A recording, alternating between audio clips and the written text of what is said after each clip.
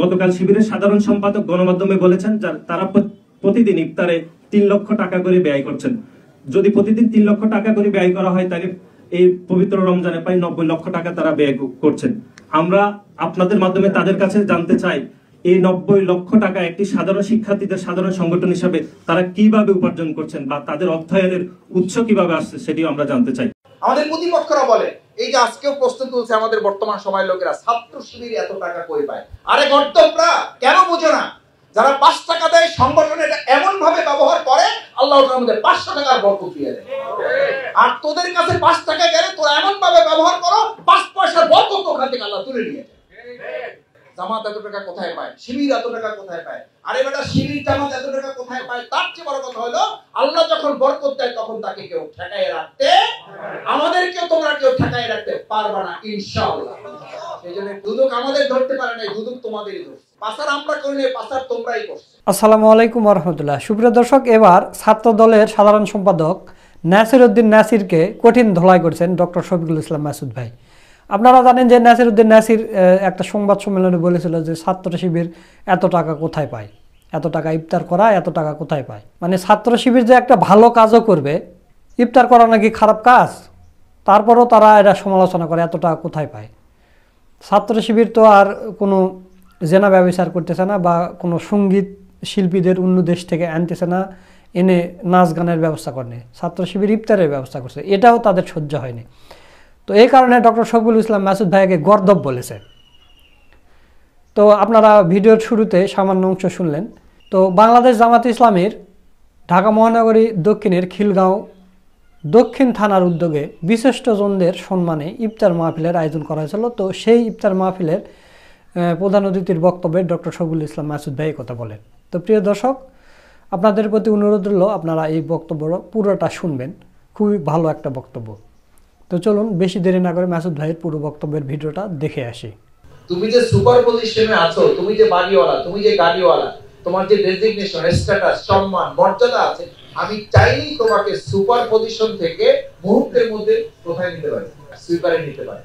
আপনার কল্পনারও কম সময় আল্লাহ তাআলা এটা করতে পারেন বলেই তিনি ঘোষণা করেছেন, আল্লাহুম্মা মালিকাল মুলকি তুতিল মুলকা মান তাশা ওয়া তানজিউল মুলকা মিম্মান তাশা ওয়া তুইজ্জু মান তাশা ওয়া তুযিল্লু মান তাশা। আমি চাইলেই সম্মানিত হবে, আমি চাইলেই সে সম্মান এবং মর্যাদার জায়গা থেকে ছিটকে পড়ে অপমান এবং লাঞ্ছনায় যেতে মুহূর্তের কোনো সময় প্রয়োজন।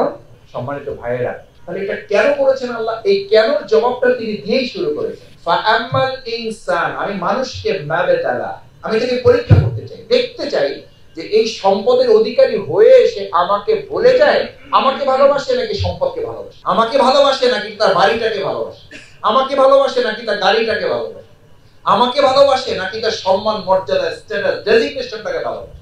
যদি এইটা ভালোবাসে তাহলে আল্লাহ তাআলা সূরা হাক্কায় ঘোষণা দিচ্ছেন, হালাকা আন্নি সুলতানি। কাল কিয়ামতের দিন তাকে বলা হবে, তোমার সম্মান, মর্যাদা, ডেজিগনেশন, স্ট্যাটাস, ফাআকরামা এবং নাআমা, তোমাকে যে নিয়ামত এবং সম্মান দিয়েছিলাম এটা আমার কোনো কাজে যেহেতু লাগে নাই, আজকে তোমারও কোনো কাজে লাগবে না। হালাকা আন্নি সুলতানিয়া, তোমার সমস্ত ডেজিগনেশন, তোমার সমস্ত স্ট্যাটাস আজ শেষ করে দিলাম, ধ্বংস করে দিলাম, কোনো কাজে লাগবে না। শুধু এটা বলে শেষ করা হবে, অতঃপর তাকে বলা হবে, ফেরেশতাদেরকে নির্দেশ দেওয়া হবে, তাকে ধরো, গ্রেফতার করো এবং তাকে 70 হাত দীর্ঘ একটা শিকল দিয়ে তাকে বাঁধো। খুজুহু ফাগুল্লুহু, ধরো এবং তাকে শিকল দিয়ে বাঁধো। ফাসলুকু, শিকলে আটকাও তাকে। খুজুহু ফাগুল্লুহু, তাকে ধরো এবং বাঁধো। এই যে আমাদের পুলিশরা গ্রেফতার করে, এটা পুলিশের আবির্ভাব না, এটা কার দেওয়া? আল্লাহর দেওয়া। পুলিশের মাইরার কি দেখছেন? পুলিশের বাধার কি দেখছেন? পুলিশের ডান্ডার বেরিয়ার কি দেখছেন? বেরির কথা তো কোরআনে উল্লেখ আছে, 70 হাত। আমাদের তো পড়ায় এই 1-2 হাত পড়ায়, তাতেই আমাদের জান বাইরে যায়। আর আল্লাহ বলছেন 70 হাত থেকে পড়াও। হালাকা আন্নি সুলতানিয়া, সুলতান শব্দটাও আল্লাহর রাজত্বের সাথে সম্পৃক্ত, সেটা ব্যবহার করেছেন। যে ওই মর্যাদাবান ব্যক্তি, ওই সম্মানিত, ওই বিশিষ্ট ব্যক্তি বর্গ, যে ব্যবসায় বড় ছিল, যে চাকরিতে বড় ছিল, যে বাড়িওয়ালায় বড় ছিল, গাড়িওয়ালায় বড় ছিল, সম্মানে বড় ছিল, মর্যাদায় বড় ছিল, ডেজিগনেশন, স্ট্যাটাসে, মর্যাদায় অনেক বড় ছিল, কিন্তু তার ওই বড়ত্ব আমার দিনকে বড় করার জন্য কোনো কাজে লাগে নাই, আমার সম্মান মর্যাদাকে প্রতিষ্ঠিত করার কোনো কাজে লাগে নাই। সুতরাং খুজুহু ফাগুল্লুহু, তাকে ধরো এবং তাকে বাঁধো। শুধু ধ্বংস শেষই করা হবে না, শুধু ধ্বংসই করা হবে না, শুধু অপমান লাঞ্ছনাই করা হবে না, গ্রেফতার করা হবে এবং শিকল দিয়ে তাকে বাঁধতে বলা হবে। আমরা আল্লাহ তাআলার কাছে আজকে ইফতারের এই দোয়া কবুলের একদম বরকতময় মুহূর্তে আল্লাহর কাছে প্রত্যাশা করে আল্লাহ মেহেরবানি করে এবং ধরা এবং বাধার অপমান লাঞ্ছনার এই জায়গা থেকে আপনি আমাদেরকে হেফাজত করেন। ভাইয়েরা, যার যত নিয়ামত তার জবাবদিহি তত কম না বেশি? সুম্মা লাতুসআলুন্না ইয়াওমাইযিন আনিন নাঈম। প্রত্যেকটা নিয়ামতের জবাব দিতে হবে। আমরা সেই জন্য শুধু আপনাদেরকে একটু স্মরণ করানো। আলহামদুলিল্লাহ আমরা যা বলছি তার চেয়ে আপনারা অনেক ভালো জানেন এবং বুঝেন যারা, তারা আমাদের সামনে বসে আছে।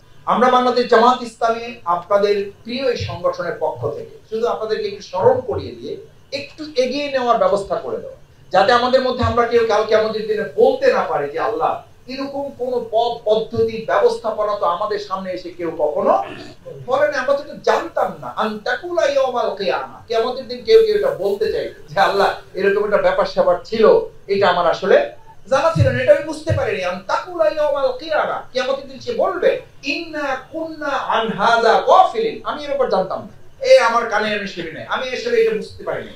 আমার যে জাকাতের ব্যবস্থা ছিল, আমার যে আল্লাহর দ্বীনের পথে ব্যয় করার ব্যাপার ছিল, আমার সম্পদ দিয়ে যে দ্বীন বিজয়ের একটা ব্যাপার ছিল, ওয়াতু জাহিদুনা ফি সাবিলিল্লাহ, যত জায়গায় দ্বীন কায়েমের কথা বলা আছে তত জায়গায় জানের কথা আগে না মালের কথা আগে?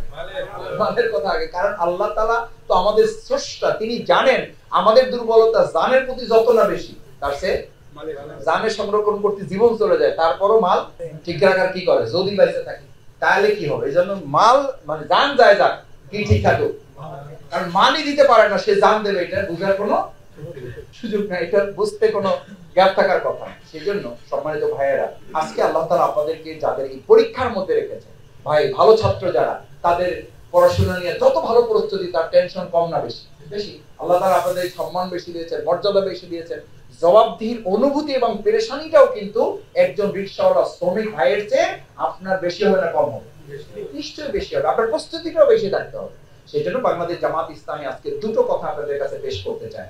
এক, এই পরীক্ষায় উত্তীর্ণ হওয়ার জন্য আমরা এখানে যারা আছি চেয়ারে সারির কারণে আমরা এই পাশে বসছি, এটা প্রোগ্রামের সৌন্দর্যের কারণে, অন্য কিছু না। বাকি আমরা সবাই মূলত আল্লাহর কাছে একই রকম। আমাদের জবাবদিহির প্রস্তুতিটার যেন আমরা কাল কিয়ামতের দিন এখানে যেমন একত্রিত হয়েছে, আল্লাহ দয়া করে যেন কাল কিয়ামতের দিন আমাদেরকে জান্নাতেও একত্রিত করেন, সেই পেরেশানি নিয়ে আমরা দুটো কথা বলছি। এক, আল্লাহ আমাদের এই পরীক্ষার মধ্যে যাদেরকে রেখেছেন, ফেলেছেন, আছি যারা, আমরা যেন পরীক্ষায় উত্তীর্ণ হয়ে মালের এবং জানের কোরবানি যেন আল্লাহর দ্বীনের জন্য আমরা পেশ করতে পারি। যে বিগত 15 বছরের আলোকে এই 25 সাল হয়েছে, আবার এই 25 সালের পরে ভিত্তি করে ঠিক হবে আগামী 15 বছর বাংলাদেশ কিভাবে চলবে। এই সিদ্ধান্ত কিন্তু হতে পারে আল্লাহ তাআলা এই বছরের মধ্যে আমাদেরকে নিতে হইতে পারে। সুতরাং ইমানদার হিসাবে আমার আপনার ভূমিকাটা হবে, বিগত 15 বছরে আপনারা অনেক কিছু করেছেন, আলহামদুলিল্লাহ। দেখেন, আমরা সহযোগিতা করেছেন, আমাদের এখন 11টা অ্যাম্বুলেন্স চলমান আছে, ফ্রি অ্যাম্বুলেন্স সার্ভিস। কোনো ক্ষেত্রে আমরা যারা দিতে পারেন তাদের কাছ থেকে কিছুটা একদম শুধু খরচটা আমরা নিচ্ছি, এটা সারা দেশে এখন চলমান আছে। বিগত 15 বছরে যারা বিশ্ববিদ্যালয়, হসপিটালগুলো নিজেরা নিজেদের মতো করে বানায় ন্যায় অন্যায় করে চালাইছে, এখন পরিস্থিতির কারণে এসে বলছে যে ভাই আমরা তো আর চালাইতে পারতেছি না, আর আমাদের চালানোর এখন সুযোগও নাই, যা হয়েছে হয়েছে, এখন আপনারা নেন, কোন রকম এটা কিছু টাকা পয়সা দিয়ে নিয়ে আপনারা চালান। কারণ অন্যরা যদি নেয় তাহলে এটা অন্যভাবে ব্যবহার করবে, আর টাকা পয়সা পাওয়ার তো কোনো সুযোগই নাই। এখন আমরা যদি এটা না নেই তাহলে অন্যরা কিন্তু নেওয়ার সুযোগ তাদের হাতে আছে না নাই? এখন আপনাকে সিদ্ধান্ত নিতে হবে যে আমরা এই বিশ্ববিদ্যালয়গুলো নেব কিনা, আমরা এই হাসপাতালটা নেব কিনা। আমরা যদি গত বছর বলি যে 15 বছর আমরা শুধু সংগঠন চালাইছি, তাহলে এখন আমাদের সামনে যে পরিস্থিতি তৈরি হয়েছে, আমাদের সংগঠনের সাথে এখন দেশ পরিচালনায় ভূমিকা রাখতে হবে না হবে না? জনগণ কি এই আশা আমাদের কাছে করে না করে না? আলহামদুলিল্লাহ, এই আশা জনগণের মধ্যে আল্লাহ তৈরি করে দিয়েছেন না দেন না? এক সময় তো আমরাও কল্পনা করি নাই যে এদেশে ইসলামপন্থীরা, বাংলাদেশ জামাত ইসলামী, ইসলামী দলগুলো মিলে এই দেশ পরিচালনা করবে, এরকম আশা আকাঙ্ক্ষা মানুষ করবে।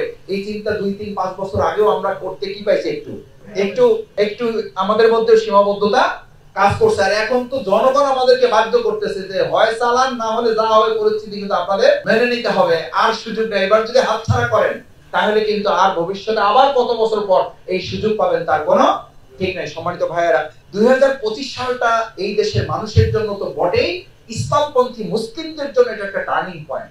এই টার্নিং পয়েন্টে আমাদের প্রতিপক্ষ আমাদের বিরুদ্ধে শক্তভাবে আছে না নাই? এটা মোকাবেলায় আমাদের শক্ত থাকতে হবে না হবে না?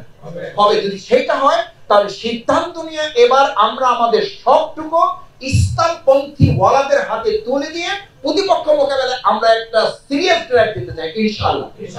এটা যদি আমরা করতে পারি, আমার মন বলে, আমাদের প্রতিপক্ষরা বলে, এই যে আজকেও প্রশ্ন তুলছে আমাদের বর্তমান সময়ের লোকেরা, ছাত্র শিবির এত টাকা কই পায়? আরে গর্দভরা, কেন বুঝো না? যারা 5 টাকা দেয় সংগঠনে এটা এমন ভাবে ব্যবহার করে আল্লাহ ওটার মধ্যে 500 টাকার বরকত দিয়ে দেয়।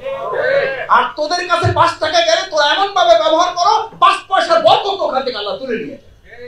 জামাত এত টাকা কোথায় পায়? শিবির এত টাকা কোথায় পায়? আরে বেটা, শিবির জামাত এত টাকা কোথায় পায়? তার চেয়ে বড় কথা হলো আল্লাহ যখন বরকত দেয় তখন তাকে কেউ ঠেকায় রাখতে, আমাদেরকেও তোমরা কেউ ঠেকায় রাখতে পারবে না ইনশাআল্লাহ। সেজন্য দুদক আমাদের ধরতে পারে না, দুদক তোমাদেরই ধরছে। পাসার আমরা করি না, পাসার তোমরাই করছো। সুতরাং এই প্রশ্ন তুলে আমাদেরকে এই কল্যাণমূলক কাজ থেকে আলহামদুলিল্লাহ তারা বিরত রাখতে পারবে না। শেষ কথা হচ্ছে যেটি বলছিলাম, যে এবার জাকাতের একটা গুরুত্বপূর্ণ অংশ 8টা খাত আপনাদের সবার জানা আছে, মাসালাও সবাই জানে। আমি শুধু অনুরোধ করব, দেখেন 8টা খাতের মধ্যে একটা খাত হচ্ছে ফি সাবিলিল্লাহ, আল্লাহর রাস্তা। আপনি যদি আল্লাহর জমিনে আল্লাহর দ্বীনকে আমরা বিজয়ী করতে পারি, একটা কল্যাণ রাষ্ট্র প্রতিষ্ঠা করতে পারি, একটা ইসলামী রাষ্ট্র প্রতিষ্ঠিত হয়, তাহলে 8টা খাতের মধ্যে বাকি 7টা খাতকে আমরা দেখবো না সরকার দেখবে? আমরা দেখবো না রাষ্ট্র দেখবে? ভাইরা, সহজ কোনটা? আমি আপনি দিতে 53 বছর দেশ স্বাধীনের পর থেকে শুধু দিতেই আছি। আচ্ছা আপনি বলেন, যাকাত দাতা বাড়তেছে না কমতেছে? বাড়তেছে। কিন্তু একই সাথে যাকাত গ্রহীতা কমতেছে না বাড়তেছে? এটাও বাড়তেছে। অথচ ইসলামী রাষ্ট্রের নিয়ম কি হওয়া উচিত ছিল? যাকাত দাতা বাড়বে, গ্রহীতা। কিন্তু হচ্ছে কি আমাদের দেশে? যাকাত দাতাও যা বাড়তেছে, গ্রহীতাও। একটা ছোট্ট উদাহরণ দেই, আলহামদুলিল্লাহ বাংলাদেশ জামাত ইসলামী বিগত 15 বছরে আপনারা আপনাদের যাকাতের যে অংশটুকুনি আমাদের পিছনে, আমাদের পাশে, আমাদের সাথে, আমাদের সামনে দাঁড়িয়েছিলেন, ওইটুকু দিয়ে আমরা শুধু একটা খাতে আত্মকর্মসংস্থানে আমরা 46 জন ভাইকে সহযোগিতা করেছি। তার মধ্যে 29 জন ভাই ইতিমধ্যে আমাদের সংগঠনে যাকাত দেওয়া শুরু করেছে। ভাই, সম্ভব না? সম্ভব না। এর যদি রাষ্ট্র দায়িত্ব নিত, তাহলে আমাদের সেই ইসলামী রাষ্ট্রের মধ্যে হইতো যে যাকাত দাতা রাস্তায় ঘুরতেছে, নেওয়ার মতো এই দৃশ্য বাংলাদেশেও করা যাবে না? যাবে না? ইনশাআল্লাহ যাবে। সেজন্য আমি বলি, ওই 7 খাতে আপনি দিবেন না তা বলছি, একটা বছর আমরা করে দেখি না যে আমরা ফি সাবিলিল্লাহ আল্লাহর জমিন, আল্লাহর দ্বীন বিজয়ের জন্য খাতটাকে এবার প্রায়োরিটি দেই, বাকি 7টা খাতের দায়িত্ব আমরা রাষ্ট্রের হাতে তুলে দেওয়ার মতো একটা রাষ্ট্র করার জন্য আমরা এবার পরিকল্পনা করি। দেখি ইনশাআল্লাহ। ইনশাআল্লাহ পারবো ইনশাআল্লাহ সবাই। ভাইরা রাজি আছি? আল্লাহ তাআলা আপনাদের কবুল করুন। কষ্ট দিলাম একটু, রমজান মাস। আল্লাহ তাআলার কাছে এটা যদি কবুল হয়, যে কোনো একটাকে উসিলা করে আল্লাহ যেন দুনিয়ায় সম্মানিত করেন, পরকালে যেন আমাদেরকে নাজাতের উসিলা হিসাবে আপনাদের কাছে আমাদের ভাইয়েরা, আমাদের সম্মানিত দায়িত্বশীল কর্মীরা যারা আছেন। দর্শক, আপনারা মাসুদ ভাইয়ের বক্তব্যটা শুনলেন। তো মাসুদ ভাইয়ের কথাগুলো আপনাদের কাছে কেমন লেগেছে? যদি ভালো লাগে ভিডিওটা শেয়ার করবেন, লাইক করবেন। নিত্য নতুন জামাত শিবিরের ভিডিও পেতে আমাদের চ্যানেলটা সাবস্ক্রাইব করে রাখবেন। আজকের ভিডিও এই পর্যন্তই। সকলকে ধন্যবাদ। আসসালামু আলাইকুম ওয়া রাহমাতুল্লাহ।